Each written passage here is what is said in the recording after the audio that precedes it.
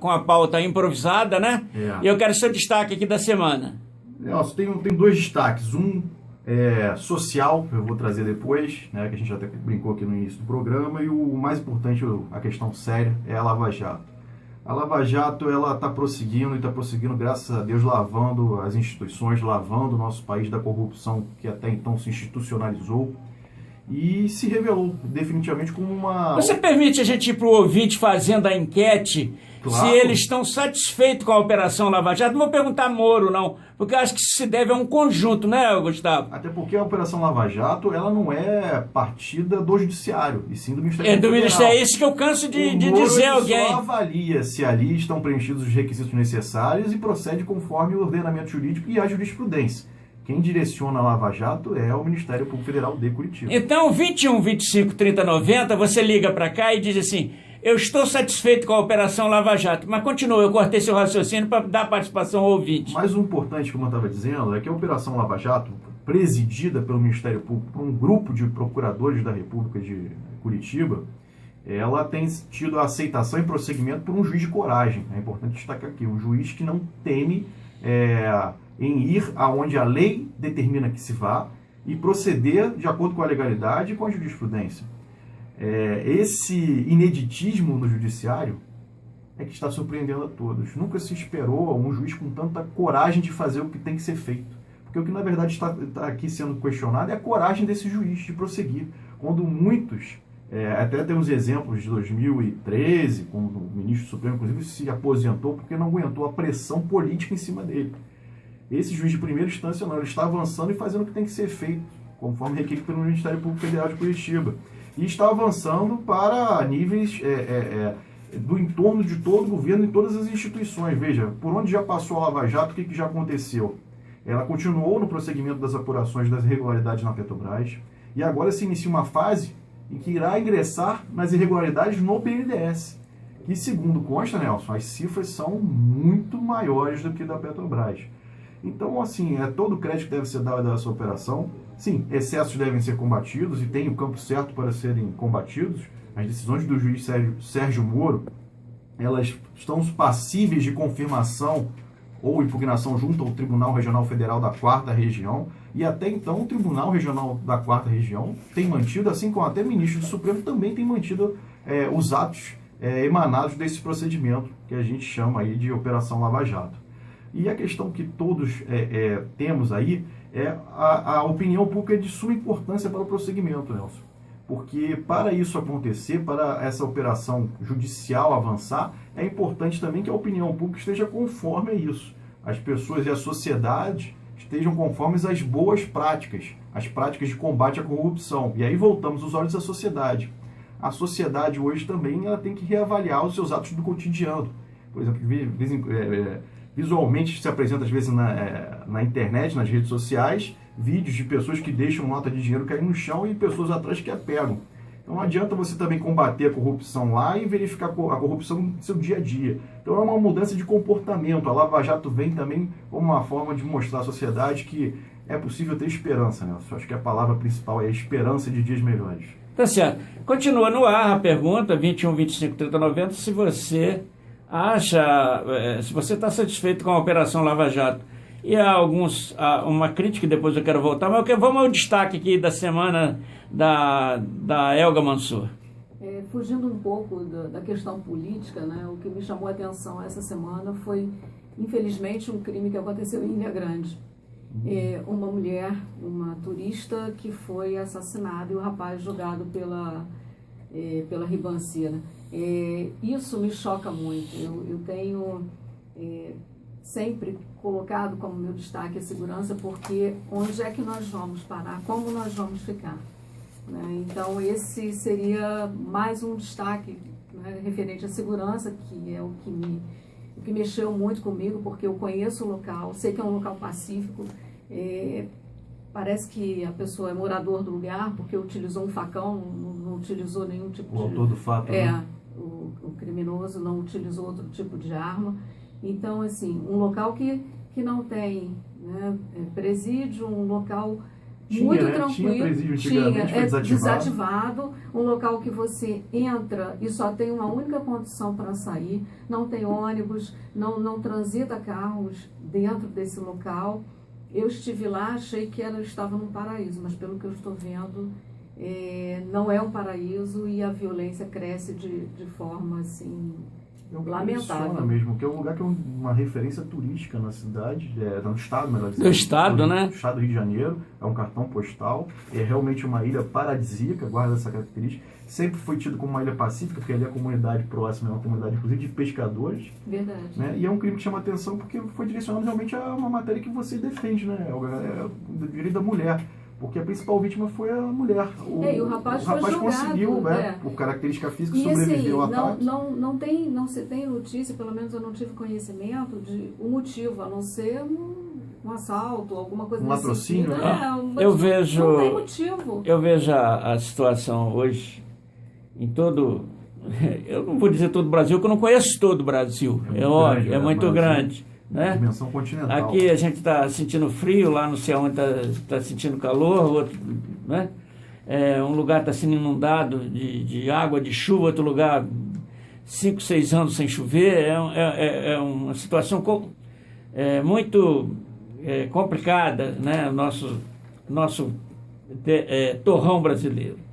Mas eu vejo hoje as dificuldades realmente com relação a isso.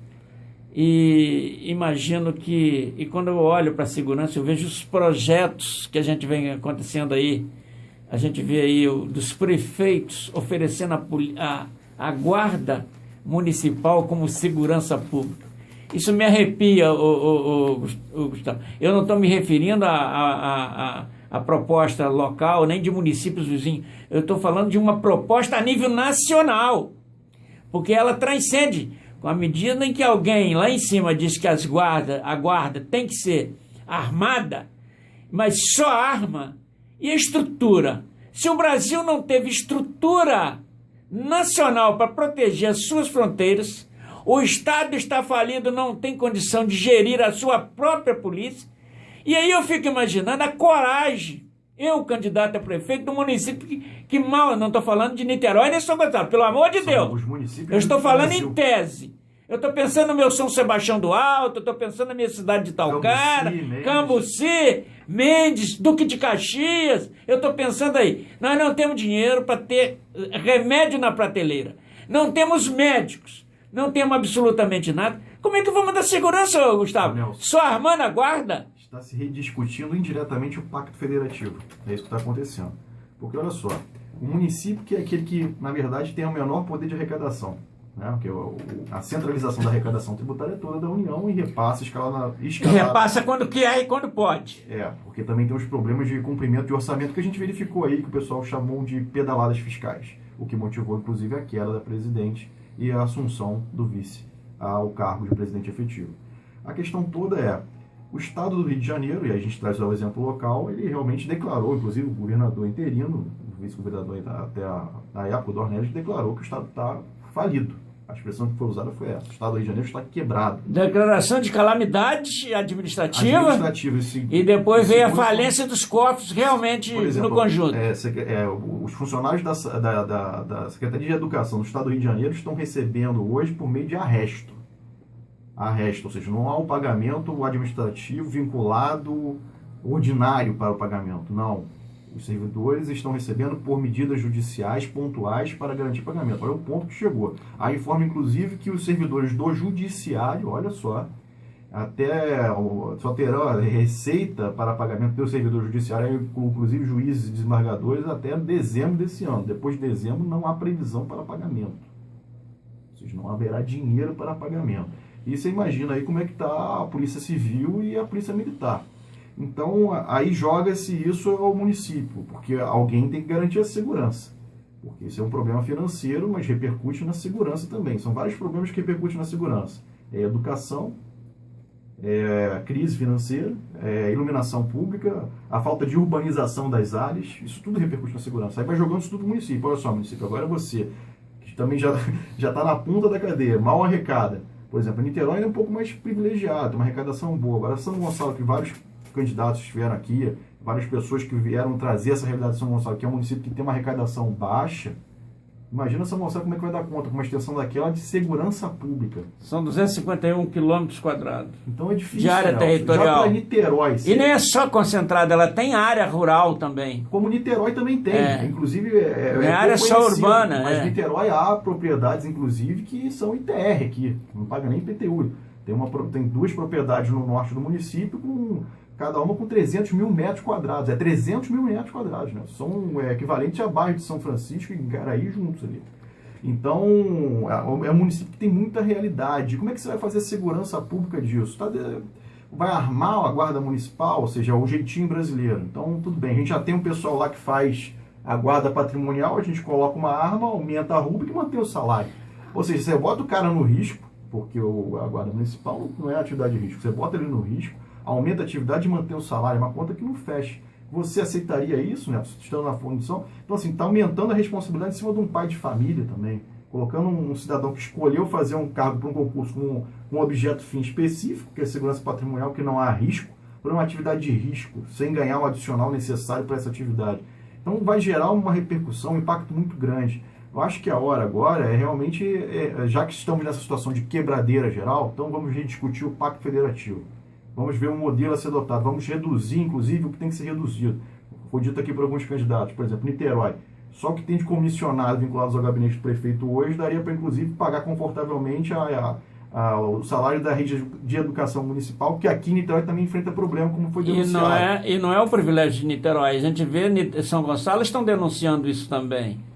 O número de secretarias já deixa, né, desejar. Eu vou na Elga ali, volto em você, eu quero falar eu quero falar um pouco sobre a Arresto, porque a Arresto, na realidade, o Arresto, vamos reduzir, não é querendo comparar, é a mesma coisa que o punguista que enfia a mão no seu bolso por 4 ou 5 vezes, e tem uma hora que o dinheiro acaba também. Então eu quero voltar a isso aí, mas eu vou na Elga. O Elga, essa de segurança, e quando se fala num tal de PROEIS, eu me arrepio, sabe por quê? Porque o PROEIS é a convocação de policiais, ou privilegiar policiais, desculpe, não é privilégio não, é aproveitar da situação caótica que ganha um policial e oferecer, olha, você quer depois que você sair do seu plantão, depois que você sair do seu plantão, você quer prestar serviço na praia de Caraí? Você quer prestar serviço lá no Alcântara? Você quer prestar serviço no centro de Niterói? E aí ele paga um valor àquele policial, quando ele deveria ir para casa curar a sua estresse de trabalho, um policial que tem que enfrentar e defender a sociedade. E quando você vê o policial chegando num local, como eu presenciei no Ingá, o cara com a cara de sono, a cara amarrotada do pernoite, perguntando, aonde é a rua que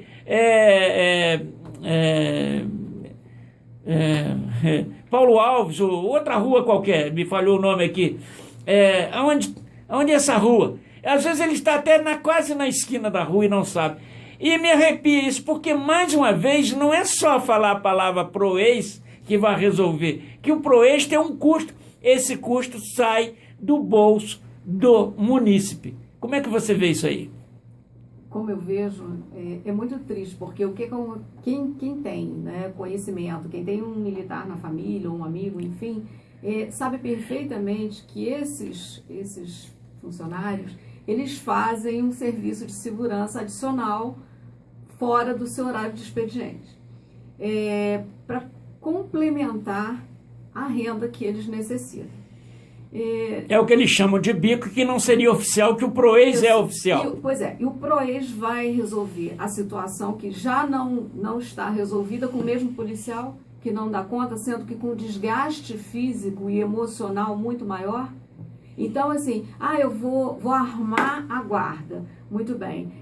Qual a condição emocional e psicológica que esse guarda municipal tem? Porque quando um policial, apesar de todo o estresse que ele é sujeito, ele passa por uma avaliação psicológica para ele poder estar.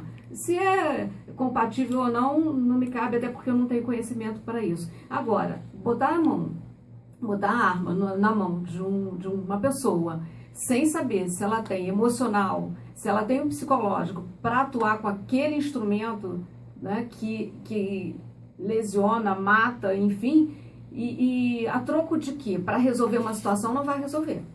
Porque se já não resolveu até agora, por que não colocar nas ruas quem já está, de uma maneira melhor remunerada, com um vestuário compatível, com um carro em condições, com alimentação em condições, e os próprios PMs, os próprios policiais, eles têm dificuldade de sair a paisano na rua, porque a condição de segurança, até mesmo para eles, é muito delicada. Eles têm um escaninho de onde deixa a roupa, tudo lá, e às vezes até a identidade. Pois é, deixa lá no trabalho. Eu acompanhei isso no Tribunal de Justiça. Porque eles ficam sujeitos. E não é ter noção como cidadão, não é como policial, é ter noção como cidadão de que nem eles estão em segurança. Não, nem eles. Lamentável. É lamentável. Então, assim, como eu posso ver? Não posso ver com bons olhos.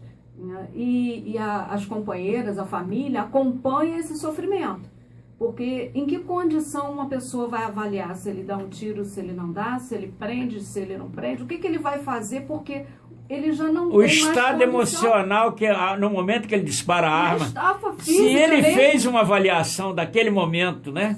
Pois é, então assim, a gente vê funcionário, às vezes, de loja, sendo compelido a agir como segurança sem ser, um caixa, um supervisor, que também atribuem a ele essa situação de segurança, uma vez que não se tem mais segurança. Se é necessário que seja desembolsado determinado valor, mas que seja empregado de outra forma. Porque Sim. Uma pessoa que já chega em casa, no auge do seu desgaste emocional e físico, sabendo o risco que ele corre, que a família corre, voltar, mas ele vai ter uma remuneração, não compensa.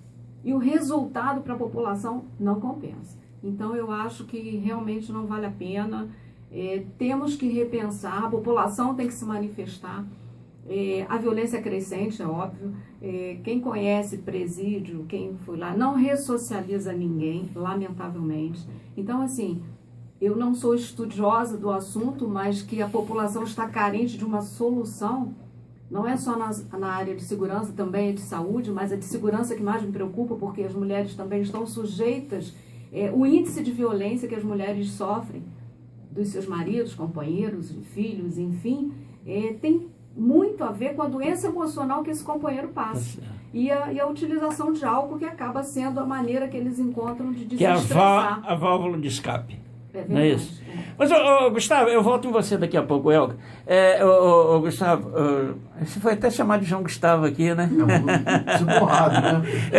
Olha só, quando você falou do arresto, eu gostaria que você detalhasse para o ouvinte, né, que muitos, nem todos, não tem o conhecimento de que o arresto, que nada mais é de que a expropriação de um cofre para atender outro. Agora, aliado a isso, eu levo o seguinte: você citou desembargadores, etc. Desembargadores, promotores, deputados, jamais vão sempre arrestar, não é isso? Vão sempre arrestar. Agora eu fico pensando na classe policial, eu fico pensando nos professores que são arrestados a vida toda.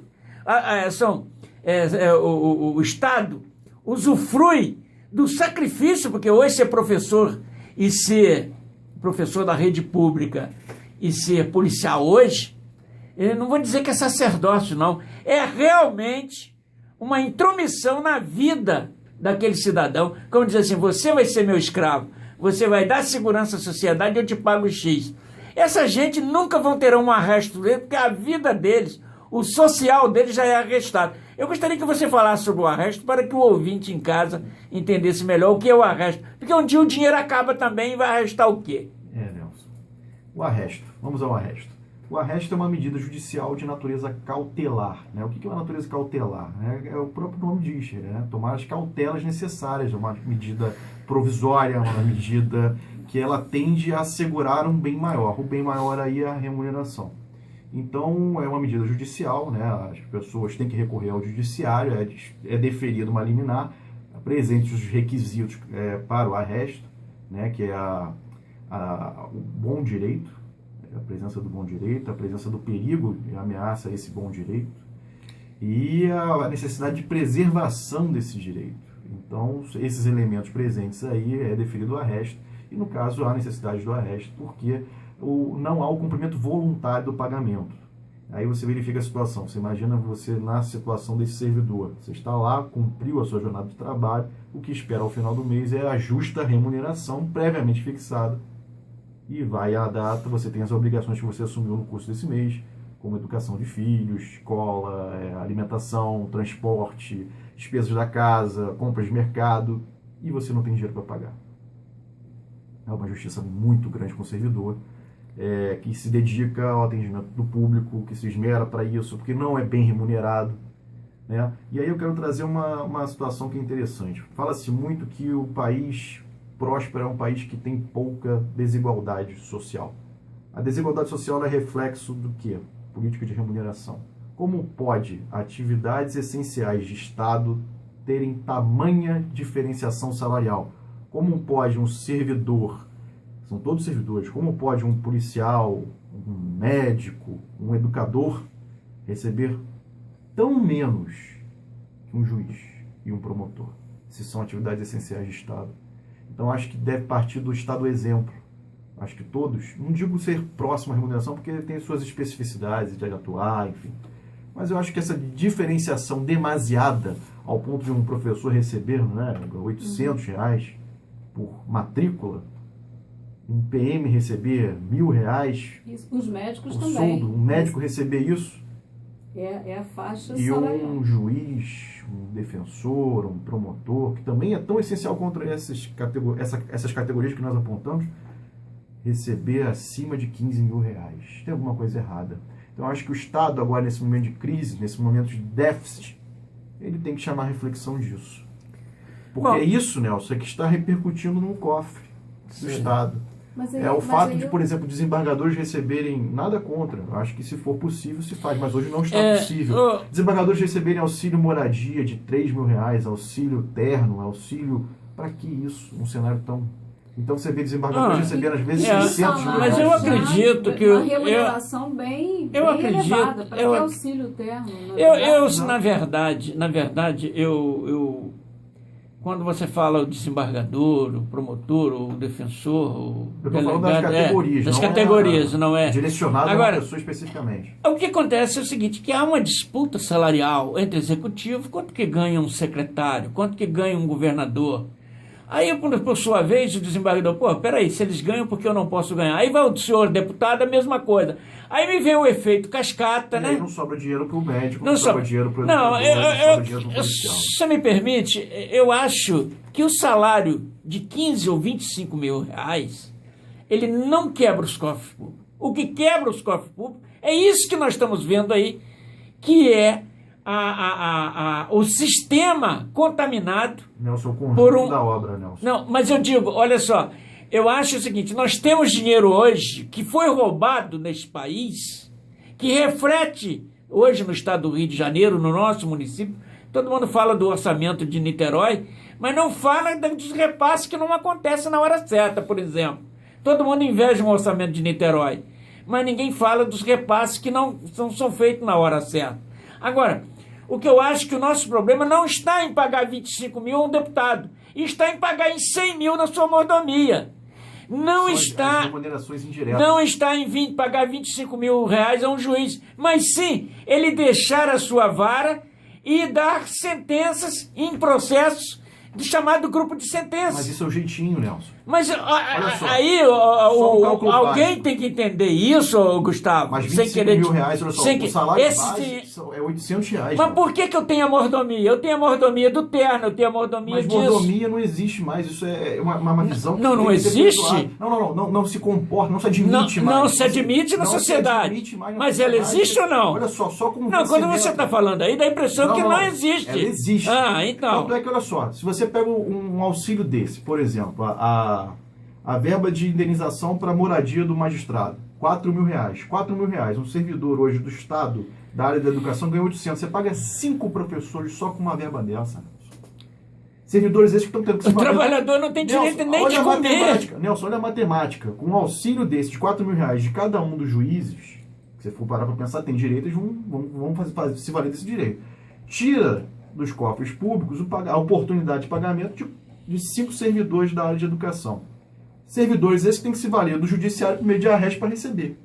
Então, hoje, o momento não é mais esse. E que eles mesmos decidem em causa própria. O momento não é mais É esse. que o governador não pode arrestar para o seu funcionário. É a hora das pessoas chamarem a responsabilidade a si. É isso que eu estou querendo dizer aqui. Por exemplo, um servidor que tem uma atividade tão essencial quanto a judicatura, que é um médico, que é um educador, ele não pode ter uma diferença salarial tão grande. Eu já estou falando que o erro está daí sim, Nelson. Porque são nas pequenas contas que se vai dando baixa no orçamento. É exatamente nessa perdularidade do eu quero, eu posso, eu vou negociar, porque somos chefes de poder, que a ponta da cadeia está nessa situação não recebendo, que os programas sociais não estão funcionando. Um dia, talvez tenha podido, não sei.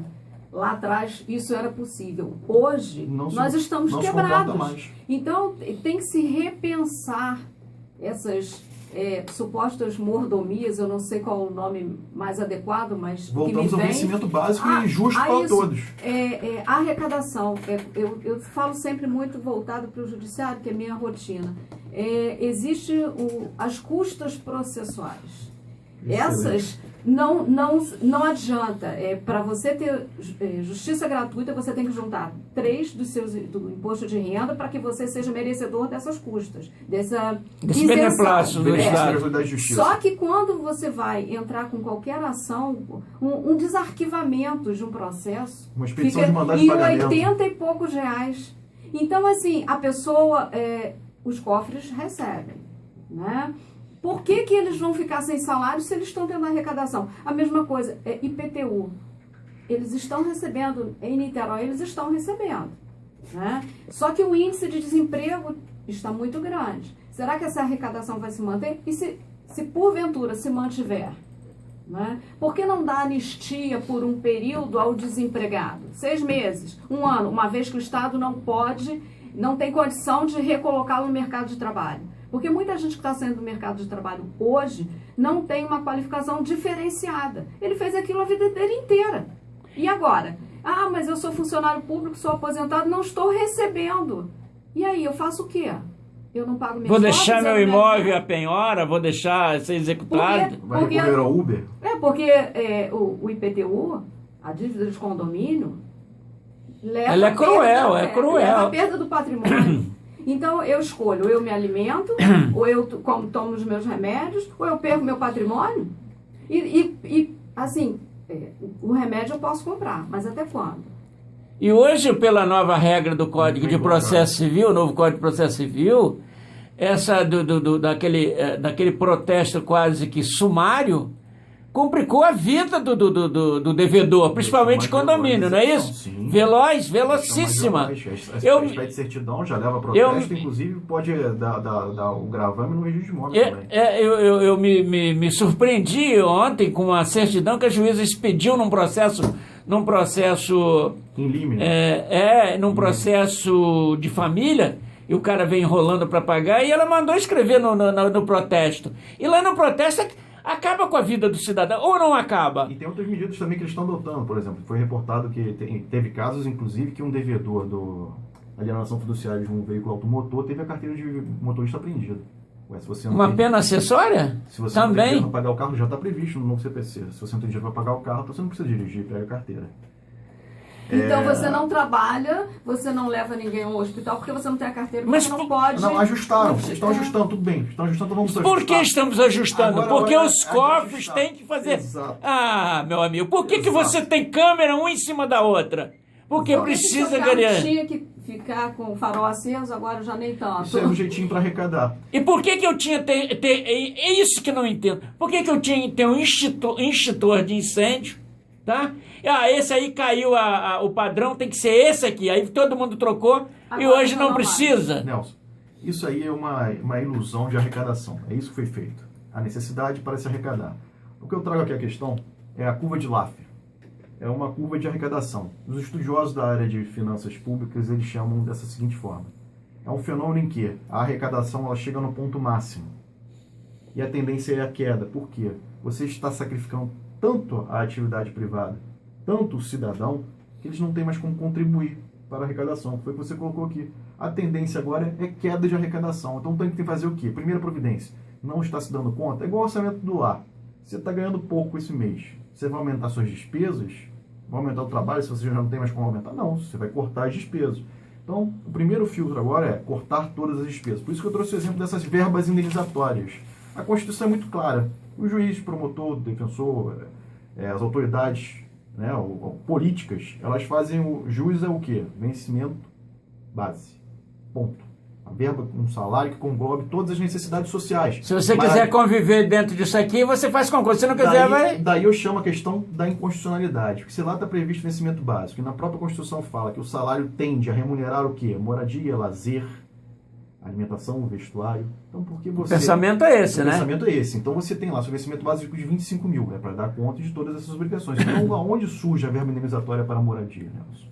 Da onde surge a verba indenizatória para a educação? Se a própria Constituição diz que o vencimento básico tem que englobar isso, e você verifica que ele engloba, porque se um juiz ganha 25 mil, um promotor ganha 25 mil, e um médico da área da saúde, um educador ganha 800... Um engenheiro... Tem uma simetria aí muito grande, né? E o médico ou o professor, se tiver, durante o seu exercício profissional, algum problema, ele vai responder ao processo. O médico vai responder. Ah, mas eu fiz o que eu pude. Exatamente. Por omissão. E o juiz que não está na vara, ele responde por omissão de ofício? Que diz para um aluno que está com uma atitude indevida dentro de sala de aula, se ele tira o aluno e o aluno tem uma atitude agressiva e ele é mais contundente no pedido que se retire, ele vai responder por isso. Mas o que me surpreende é que muitas das vezes, voltando aí a essa situação, quando você fala da omissão, né, em que às vezes é difícil questionar certas omissões de algumas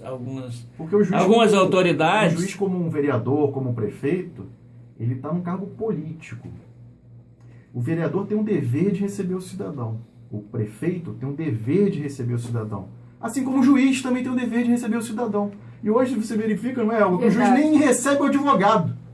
Então, eu acho que assim, é um momento oportuno para se chamar a atenção de todos. Aí eu digo todos de uma forma geral, inclusive a reflexão do próprio judiciário. Que eu acho que o que foi feito com a redemocratização foi importante. Sim, se empoderou o judiciário, se aculturou o judiciário. Não, eu acho que um judiciário fraco, mas um judiciário para ser forte, não é com juiz inteligente, é operante no conjunto da obra. Obrigado.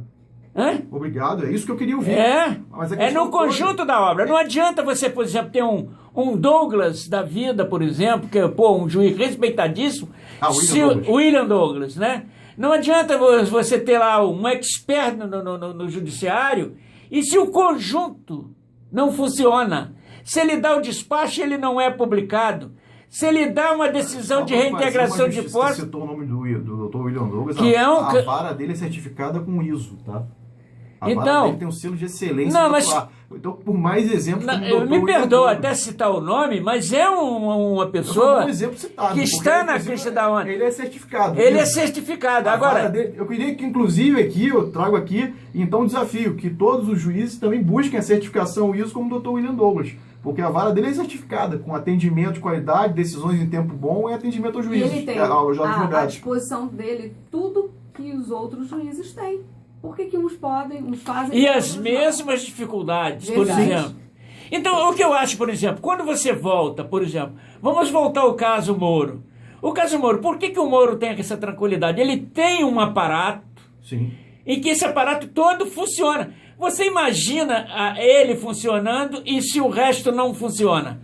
A operosidade dos auxiliares. Porque nenhum juiz, nenhuma autoridade de topo, né, lá no topo da pirâmide, vai funcionar se não tiver um quadro auxiliar. Não é isso? Agora, o que nós estamos pensando aqui é que hoje nós temos uma quantidade, eu que conheci o judiciário da época dos áureos, dos tempos... Da época romântica do judiciário. Da época romântica do judiciário. Dessa forma, os advogados já reclamavam. Eu queria que aqueles advogados hoje, que morreram, ressuscitassem e viessem ver se ele reclamaria daquela época, no dia de hoje.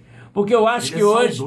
Eu acho que hoje um advogado, sinceramente, para começar operando como advogado e fazer o seu ganha-pão, Ele não paga é as contas, difícil. Nelson. Eu tenho um caso de arrematação que já estou há 9 para 10 meses e não consigo emitir na posse um arrematante.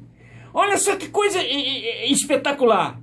O Estado prepara e vende o terreno para o meu cliente e diz, olha, você tem todas as garantias. Botou o dinheiro no bolso do credor e não entrega o imóvel. O negócio jurídico mais arriscado hoje é esse. Né? É porque é vinculado ao ato judiciário. Aí tem outras questões também, Nelson. Você verifica, por exemplo, que o mandado de pagamento é expedido custas. O ato mais básico. Hoje estamos em greve. O advogado hoje, e tem a notícia, inclusive, que depois de encerrar não, pagar a custa greve, é mole. Agora, pagar as custas para após encerrar a greve, vai se iniciar a greve do judiciário. Não, querido, mas você falou de pagamento de custas. Pagar as custas da expedição do alvará, do mandado de pagamento é mole. Agora quero ver você receber. Não, e as custas iniciais? Quero ver você receber. Como ela colocou, as custas hoje... Nós não estamos aqui falando de nenhum judiciário de um juiz específico. Não, aqui é nós geral. estamos falando, em geral. tese, o que o poder hoje era para ser para a sociedade e realmente não está sendo operoso. A Grege hoje, por exemplo, apresenta uns campos que são incompreensíveis. Porque a Grege você tem que entender a questão histórica dela, né? Ela não veio da noite para o dia da forma como é hoje. Ela teve uma evolução. Os cartórios aqui no estado do Rio de Janeiro, eles eram privatizados.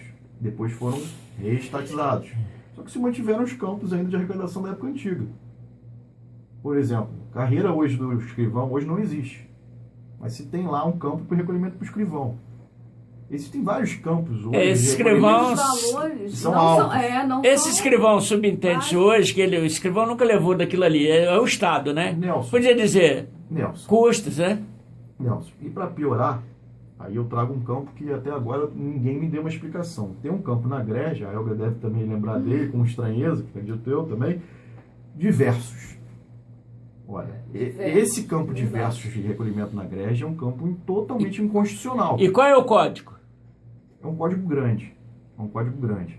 Agora eu não recordo de cabeça. Mas não, é óbvio que eu perguntei qual é o código, não foi para você responder, que ninguém vai responder os números disso. É um código grande até, inclusive, do de versos. A questão ele em ré ipsa viola a Constituição, porque a Constituição é muito clara. A regra de transparência é um proceder de observância obrigatória do poder público. Como é que tem um campo numa greve chamado de versos?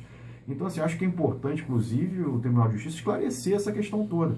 E unificar. Por exemplo, outros tribunais de justiça têm práticas muito mais fluidas e menos aviltantes. As custas do Estado do Rio de Janeiro, elas chegaram a um patamar que está se negando acesso ao judiciário, como a Elga falou aqui. Verdade. Porque você tentar recorrer à gratuidade de justiça, por exemplo, juízes aqui em Niterói, eu trago exemplo local, se verificam que é um advogado, eles não deferem gratuidade de justiça. Eu recebi um relato de uma advogada aqui de Niterói que pediu gratuidade de justiça e realmente eu posso atestar que ela fazia jus à necessidade, à gratuidade de justiça, ela estava recém separada, estava com aquela fluidez, dependia economicamente do marido, não tinha sido deferida a verba alimentar, e a juíza determinou, inclusive, citação de peças e encaminhamento ao Ministério Público para apurar ilícito, possível ilícito. Então, olha que ponto se chegou, Nelson. O advogado aqui em Niterói, ele está tão aviltado que as condenações de dano moral hoje, com o Dudão, inclusive a gente fez uma pauta sobre isso, é em torno de R$500. Olha só. Uma evolução histórica, aí só para chamar atenção a isso, que é importante. Não, e tem um detalhezinho tá todo aí. mundo reclamando de remuneração. E a remuneração do advogado, que no ano de 2000 ganhava por processo no juizado R$2.000. Hoje, ele ganha, Nelson, se conseguir ganhar, 10% de R$500. Ele vai ganhar o quê? R$5 em cima de um processo? Olha, quando você... Que dura bastante tempo. Eu quero chamar a atenção aqui, para a situação da gratuidade que você falou, Elga.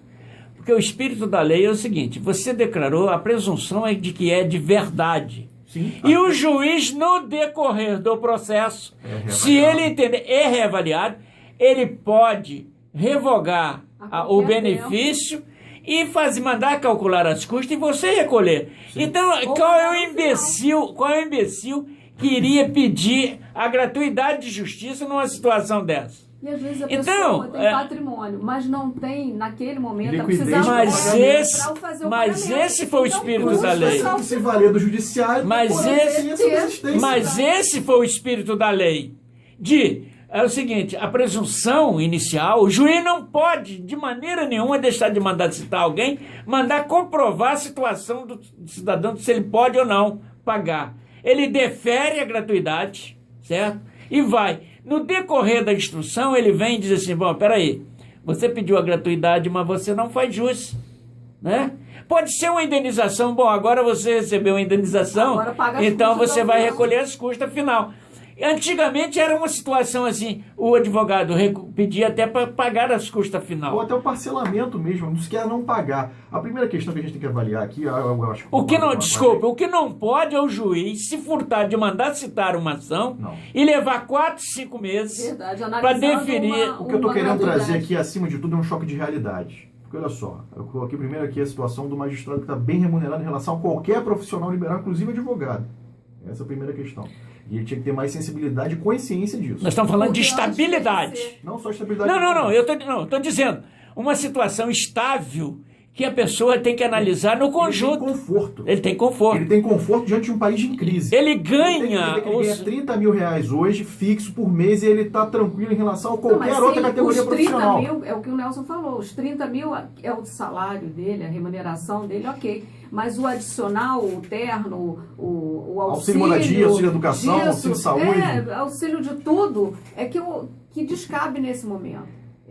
O momento do país não é para isso. Não, e quando você falou do terno, eu fico imaginando, eu já ouvi de magistrado, por exemplo, não é do estado do Rio não, tá? E o cara dizia, pô, como é que o advogado vem... Eu vi esse vídeo. Vem, sem terno. O estagiário, você é estagiário, mas você sem... Aí você é do estado do Rio, mas sem terno. Que advogado vai ser você? Olha só. Social, Nelson, como é que o advogado, por exemplo, se o magistrado, porque se não há isonomia, somos iguais. Então é isso que eu quero trazer aqui, estou reforçando essa ideia. Se eles ganham lá 30 mil reais, sem contar os auxílios todos, e o advogado hoje, num processo enjuizado aqui em Niterói, está tirando 5 reais por processo, como é que ele vai comprar terno, Nelson? Que auxílio é dado a ele comprar terno? Então, chamar atenção, é isso que eu quero dizer. O juiz está... Nós estamos falando de uma realidade social, Nelson, não é só de Niterói, é de todo o Brasil. Hoje, é isso que eu estou querendo reforçar. Os juízes estão confortáveis ganhando 30 mil reais lá deles por mês. O advogado compõe a remuneração dele com base em trabalho por ato processual, por processo, por volume de processo, por atendimento de cliente. E ele está cada vez mais aviltado. Então, de todas as categorias profissionais, hoje o advogado é o que mais sofre com a crise econômica.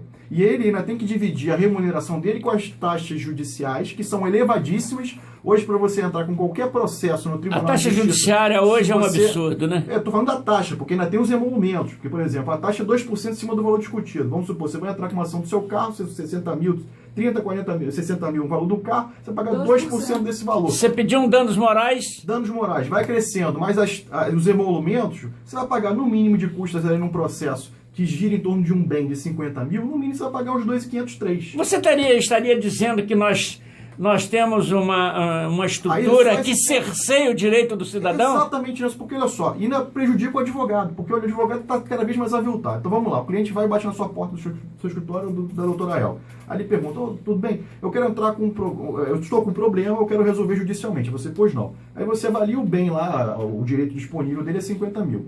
Você vai cobrar o quê? 10 a 20% desse valor. Só que o cara mal vai ter dinheiro para pagar as custas. Então você vai fazer o quê? Tudo bem. Aí você, o advogado, tem que ser o samaritano. Você vai me pagar ao final no caso de êxito. Joga tudo pro êxito. Como é que o advogado fica nesse período? Isso sem contar que tem juiz que trabalha de graça, não entende que é competente, né? Trabalha de graça e o cara paga as custas e ainda fala que... E depois volta contra você com a questão da morosidade do judiciário. Porque, inclusive, é dada a conta da morosidade ao advogado. Então, o advogado hoje está numa situação, realmente, foi o que eu falei, foi muito importante o empoderamento judiciário, por meio da justa remuneração, por meio da questão estrutural. Aí vieram as custas para isso. A função das custas hoje, de forma geral, é estruturar o Tribunal de Justiça, não construir um palácio da Justiça. Mas é estruturar, para ter papel, para ter tinta, que a gente não tem hoje aqui. Funcionário que nós não temos. Hoje aqui boleto para imprimir um papel de acompanhamento processual. Olha só, eu não sei, por exemplo, você entra, por exemplo, muitas das vezes, eu não sei, em Niterói, que eu entro menos aqui no fórum e consulto mais em São Gonçalo, com uma escritório em Alcântara. E aí o que acontece? Você tem 5 terminais num corredor. Tem lá 3 funcionando, não, com luz acenando que está funcionando, mas só um emite boleto. E 2 estão lá em manutenção. Me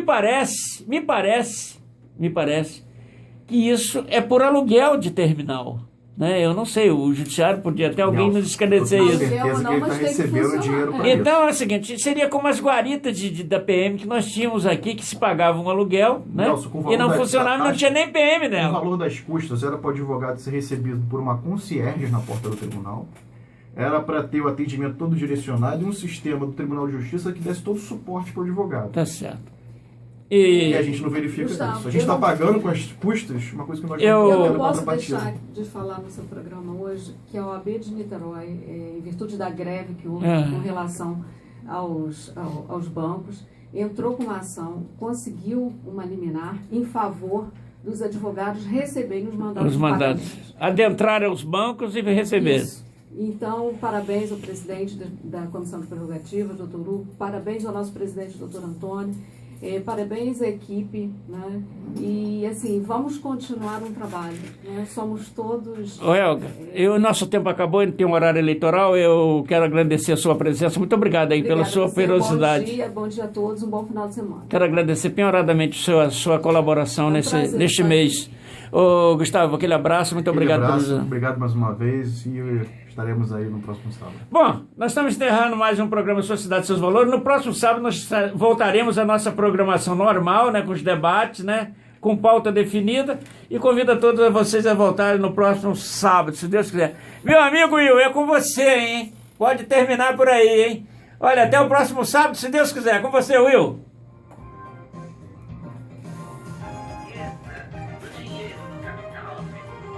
Sementes da riqueza